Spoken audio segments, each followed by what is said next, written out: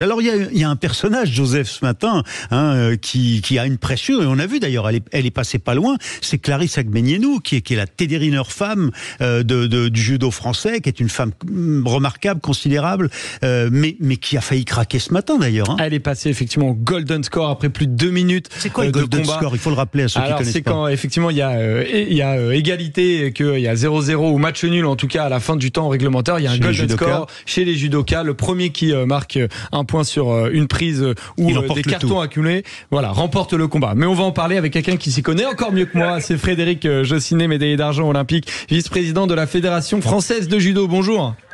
Bonjour. Alors là, vous me prenez en plein match de Clarisse Agbenienou, puisqu'elle est au deuxième tour contre la brésilienne Quadros.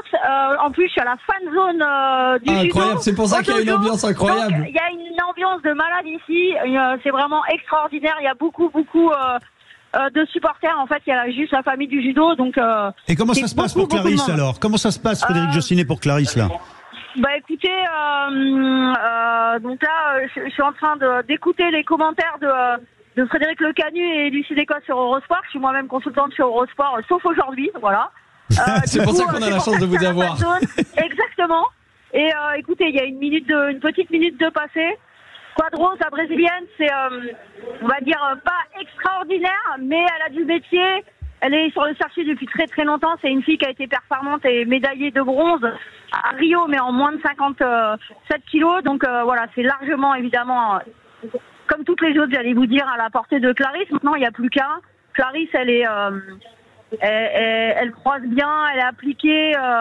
Voilà, elle a la pression, mais elle sait gérer. Il y a une ambiance un peu différente. On va pas vous prendre plus d'1 minute, et je sais que vous accueillez aussi les sportifs juste à la sortie des combats. Frédéric Jossinet, vous êtes au plus près. 5 médailles sur 6 possibles en judo. Voilà, Chirine Boukli, Luca Merete, Amandine Bouchard, Sarah Léonie Sizik et Johan Benjamin Gaba ont tous pris des médailles. Il manque l'or. Est-ce que vous sentez une ambiance différente pour Clarisse Agbenienou aujourd'hui? Peut-être pas une ambiance différente, mais des attentes différentes, oui. C'est normal, elle est championne olympique en titre en individuel. Elle a aussi le titre par équipe à Tokyo. Elle est chez elle. Elle est...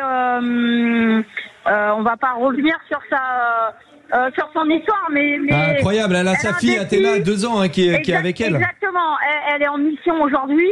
Voilà, on est tous évidemment, tous et toutes derrière elle, et on va la porter déjà jusqu'à la finale, et puis une fois qu'elle sera en finale, elle ira chez elle.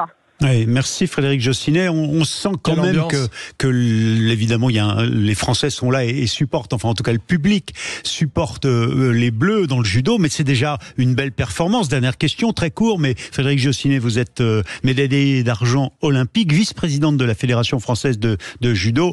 On vous retrouvera. On me dit que la liaison a été coupée, c'est normal. On est en pleine épreuve. C'était formidable d'avoir ce commentaire en direct par Frédéric Jossinet du match en ce moment face à la brésilienne de Clarisse Agbenienou. On va passer à la pub et on se retrouve tout de suite pour la suite des JO dans tous leurs états. Sud Radio. Sud Radio. Parlons vrai. Parlons vrai. Sud Radio. Parlons vrai.